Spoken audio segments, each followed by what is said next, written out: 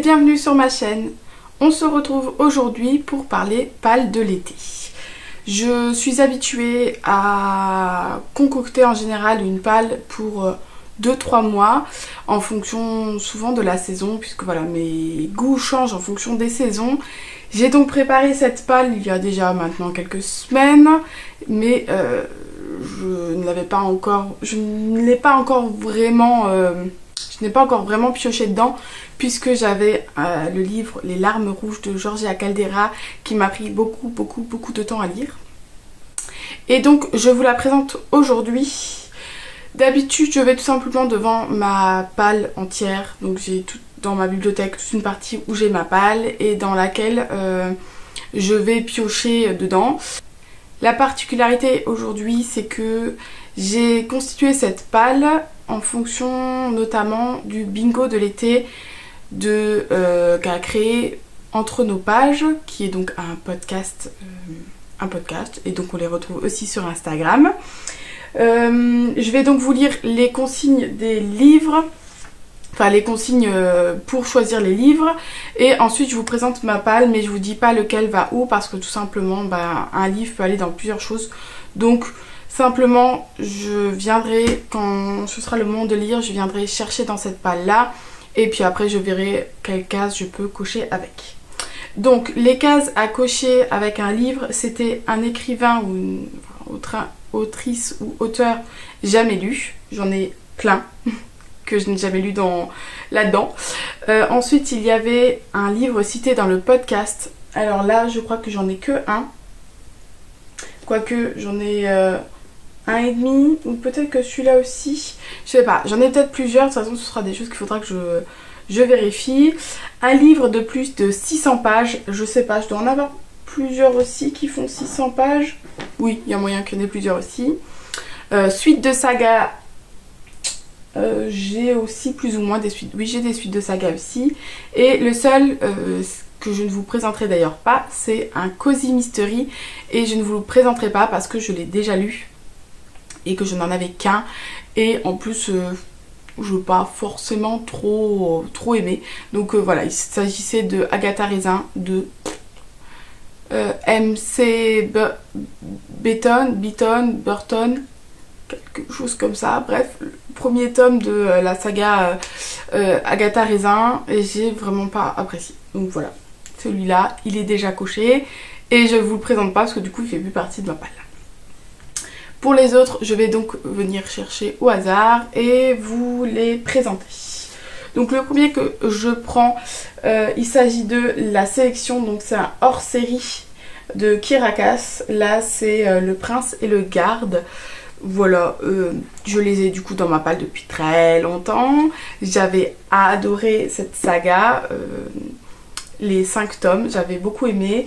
Et il me reste du coup les 2 hors-série à lire, et voilà, je me souviens vraiment vaguement de cette saga. J'ai beaucoup apprécié, je sais que j'ai beaucoup aimé. Maintenant je suis pas sûre de réussir à replonger dedans pour lire des hors-série, mais on va le tenter et je verrai bien. Ensuite, Gardien des Cités Perdues, le tome 3, Le Grand Brasier de Shannon Messenger aux éditions Lumen. Pareil, alors ça date déjà, les 2 premiers tomes. Je sais que j'avais adoré le tome 1, j'avais moins aimé le tome 2, que j'avais trouvé un peu trop transition.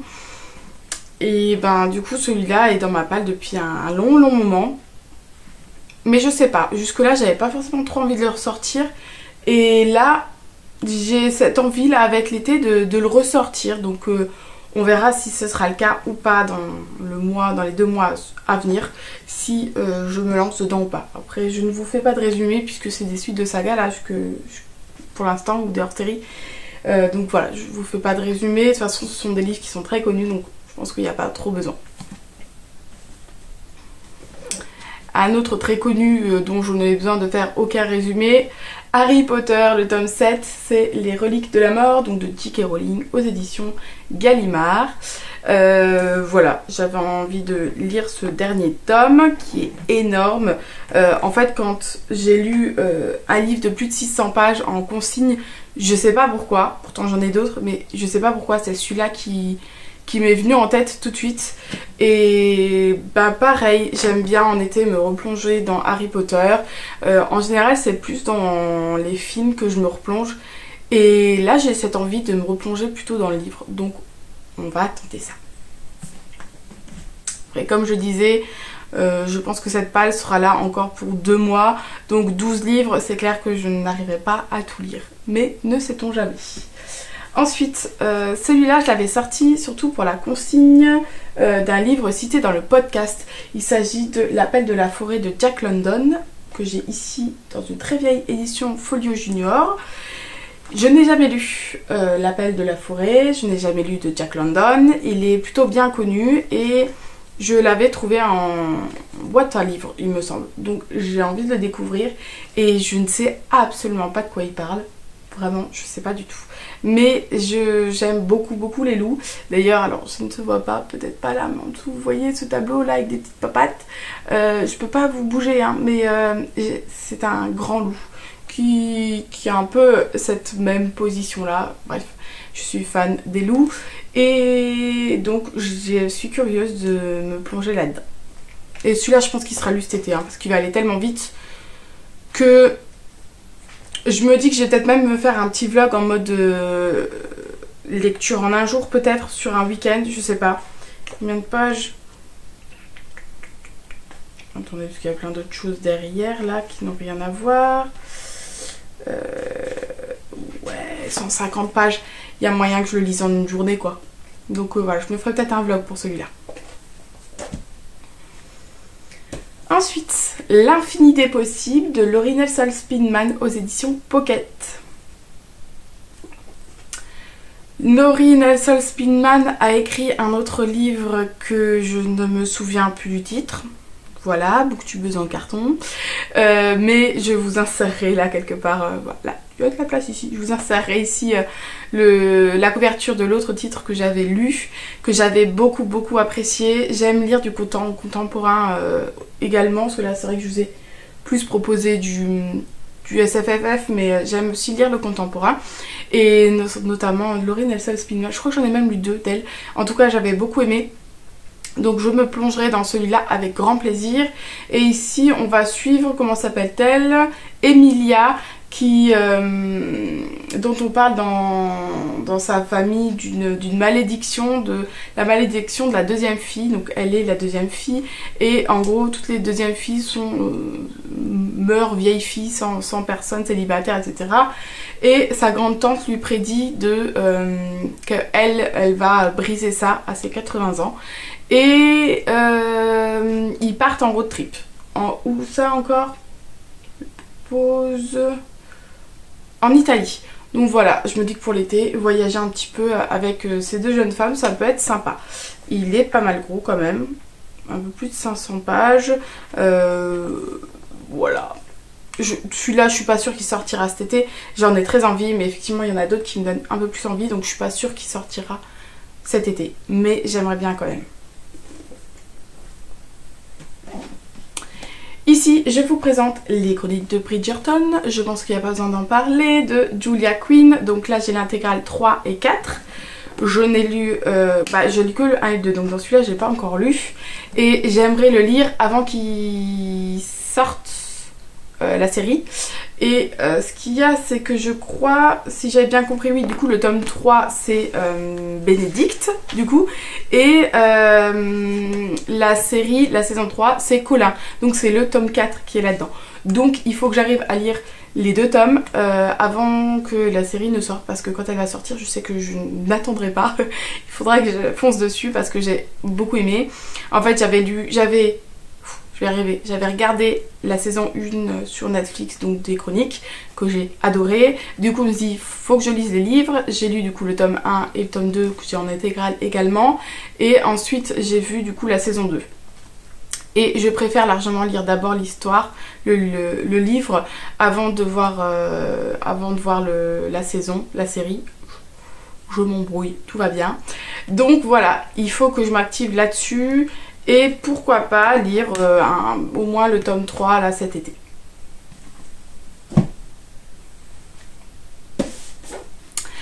Les Chroniques du Monde Émergé, le livre 2 de Licia Troisi aux éditions PKJ. Comment vous dire que celui-là est sûrement un des plus vieux livres que j'ai dans ma palle. Et j'avais beaucoup aimé le tome 1 et je ne sais pas pourquoi je ne me suis jamais lancée dans le tome 2. Et bah comme Les Gardiens des Cités Perdues, c'est une saga que j'avais pas très... Enfin, que j'avais apprécié mais dont j'avais pas forcément envie de sortir le tome suivant, et là ça m'a donné envie de continuer un petit peu. En fait j'aimerais simplement un peu plus me relancer dans mes sagas je crois, donc je me dis que celui-là il y a moyen de se lancer là. Et le seul truc c'est que j'ai un très vague souvenir du tome 1, donc j'espère que il est bien résumé et qu'on va avoir des petits rappels, parce que sinon je pense que je suis bonne pour l'abandonner s'il n'y a pas des rappels. Le Royaume oublié de Céline Wilhelm.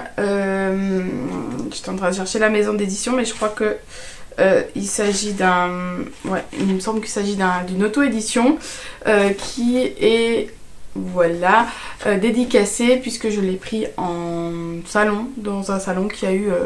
pas très loin de chez moi, quelques mois maintenant déjà.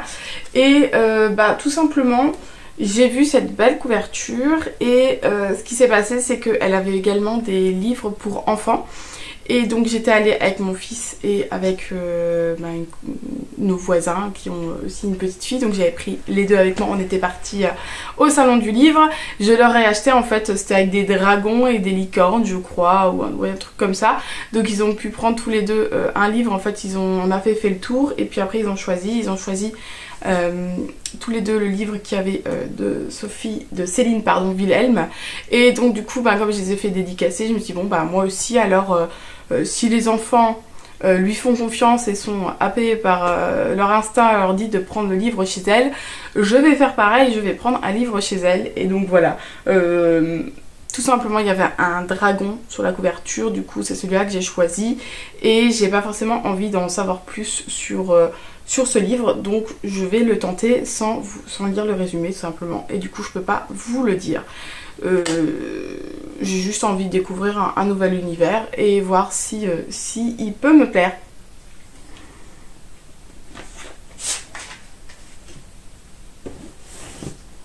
Celui-ci c'est Les Histoires Extraordinaires d'Amy LTR que je suis, donc c'est aux éditions Flammarion.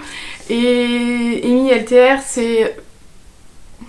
comment le définir? C'est une youtubeuse qui fait des courts, des longs métrages, etc.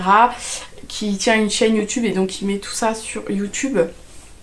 Et je la suis depuis très longtemps, j'aime beaucoup ce qu'elle fait. J'aime un peu moins son jeu d'acteur peut-être, par moments je trouve que ça va... Enfin voilà, c'est pas ce que je préfère son jeu d'acteur, par contre tout ce qu'elle crée j'aime beaucoup, tout son univers est vraiment chouette. Et du coup elle a écrit plein de petites histoires, il y en a plusieurs et voilà, par exemple ici on voit un début d'histoire, ils sont tous illustrés et ils sont tous illustrés de différentes manières, c'est-à-dire que c'est pas le même style pour toutes les histoires, donc ça j'ai trouvé super chouette. Et donc je l'avais acheté en avant-première, voilà, parce que je voulais pas attendre, et au final j'ai lu 2 histoires. Il trône là, en général il est ici là. Vous le verrez peut-être dans d'autres vidéos, peut-être même déjà dans la vidéo de présentation, je ne sais pas. Mais en général, il trône ici en disant bah voilà, le soir si je suis trop fatiguée, je lis juste une petite histoire là-dedans. Et en fait, je n'y vais pas, j'y pense pas. Pourtant, il est là sous mes yeux, mais j'y pense pas. Donc là, j'aimerais vraiment m'y mettre parce que c'est chouette, je trouve ça super chouette et ça me plaît. Donc il faut que je continue un petit peu ce livre.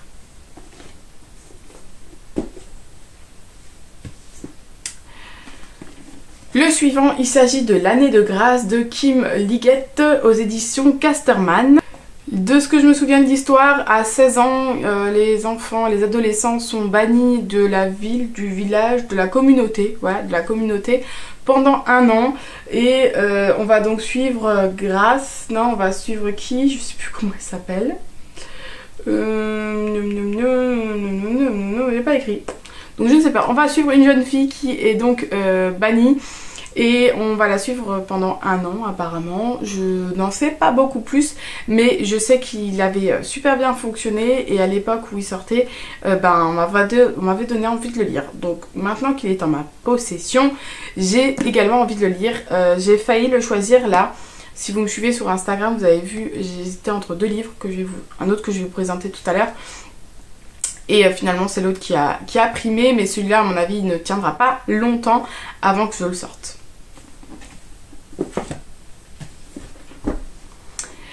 Ensuite, U4 de Vincent Villeminot, donc là c'est Stéphane, aux éditions Nathan.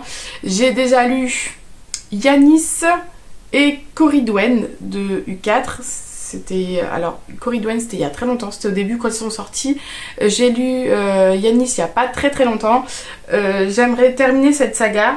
C'est Yanis que j'ai lu? Non, c'est pas Yanis, c'est Jules. J'ai lu Jules et Corridwen. Je suis en train de regarder derrière. C'est Jules et Corridwen que j'ai lu. J'ai beaucoup aimé les deux. Et du coup là je suis vraiment curieuse et j'aimerais lire les 2 derniers. Et voir un petit peu comment ça se passe. Je sais que ça se lit très vite. C'est du grand format, mais clairement, voilà. Hein, les grandes marches et tout ça, ça se lit très vite. J'avais été super happée par les 2 autres, donc je suis vraiment curieuse de voir si ça va être pareil pour ces 2-là. Et je suis fascinée en fait par le fait que ce soit la même histoire, que les personnages se regroupent et que pourtant on ne s'ennuie pas en lisant 2 fois la même histoire entre guillemets, parce qu'on est dans la tête et dans le point de vue d'un autre personnage. Ça nous permet de découvrir d'autres trucs différents parce qu'en fait ils se rejoignent, ils se séparent, etc.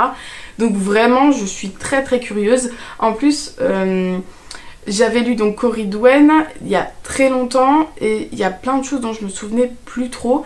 Et donc quand j'ai décidé de choisir Jules, je trouve que j'ai super bien choisi parce que pour moi il y a quand même un peu 2 duos. Le duo de Stéphane et Yanis, oui c'est ça, et Corridwen et Jules qui sont plus ensemble entre guillemets. Et du coup je trouve que l'ordre où je les ai choisis c'était vraiment le bon ordre. En tout cas moi j'ai beaucoup aimé dans le sens là pour l'instant. Donc je suis curieuse et il faut encore que j'achète le dernier tome. Pour l'histoire, il y a un virus qui a décimé 90% de la population et en gros il reste presque plus que les 15-18 ans qui ont survécu. C'est un peu ça, avec quelques adultes mais pas grand monde. Et en fait il y a on va suivre 4 personnages, donc un dans chaque tome.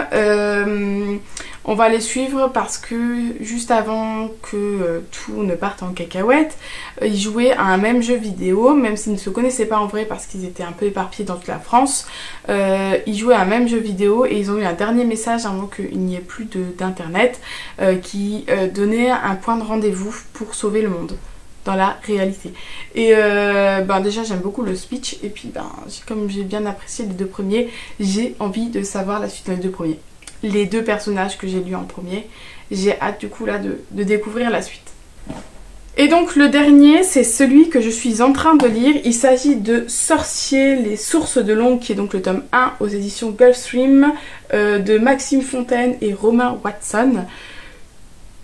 Il s'agit d'un cirque où des enfants ont été enlevés et donc on va partir à la poursuite des kidnappeurs. Et c'est très fantastique, voilà, on part dans un univers complètement décalé. J'ai lu, je l'ai commencé il y a 2 jours je crois, j'ai lu déjà 100 pages sur presque 500. Voilà, j'en suis là, oui j'en suis là, j'ai lu cette partie là, vraiment. Alors déjà j'avais beaucoup apprécié la couverture. En fait je l'ai vue aux Imaginales cette année puisque Pauline de Patatras l'avait lu et l'avait pris avec elle pour le faire dédicacer je crois. Et donc du coup je faisais la file d'attente avec elle et il me paraissait déjà super sympa. Et quand j'ai vu les dédicaces je me suis dit moi aussi je veux. Et ben du coup j'ai lu le speech, elle m'en a parlé un petit peu et franchement j'ai accroché. En plus donc voilà, il y a des petites cartes de tarot avec qui sont super belles. Je sais pas si vous allez voir, voilà, les dernières sont ici. Voilà, l'objet livre est vraiment sympathique. Et alors la dédicace, s'il vous plaît. Voilà, comme je ne connaissais pas, j'ai choisi un des personnages et puis ben il m'a dessiné ça. J'ai adoré déjà, rien que ça. Et ben franchement j'accroche, mais dingue, de dingue. Je sais pas comment ça va se poursuivre, mais franchement quand je le démarre, quand je ne commence pas à le lire si je ne suis pas sûre de pouvoir me poser pendant un moment. Parce qu'en fait je suis tellement happée que je suis trop frustrée sur si je dois lire juste un chapitre, je suis trop frustrée. Donc clairement je sais que quand je me pose, il faut que je puisse avoir le temps de lire. Genre là, je suis toute seule là, on est dimanche après-midi, je suis toute seule à la maison. Quand j'ai fini de filmer cette vidéo, c'est sûr et certain, je me pose et je lis pendant au moins 1 heure.